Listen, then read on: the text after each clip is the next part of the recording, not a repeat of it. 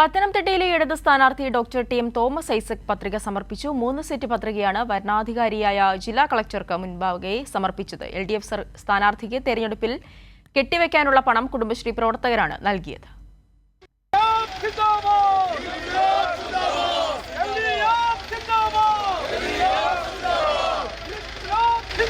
നൂറുകണക്കിന് പ്രവർത്തകരുടെ അകമ്പടിയോടെയാണ് തോമസ് ഐസക് പത്രിക സമർപ്പണത്തിന് എത്തിയത്. അബാൻ ജംഗ്ഷനിൽ ആരംഭിച്ച പ്രകടനത്തിൽ മന്ത്രി വീണ ജോർജ്, ഡെപ്യൂട്ടി സ്പീക്കർ ചിറ്റയം ഗോപകുമാർ ഉൾപ്പെടെയുള്ളവർ പങ്കെടുത്തു.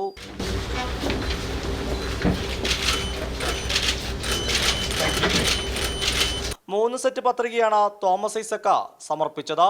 കുടുംബശ്രീ പ്രവർത്തകരാണ് തോമസ് ഐസക്കിന് തെരഞ്ഞെടുപ്പിൽ കെട്ടിവെക്കാനുള്ള പണം നൽകിയത്.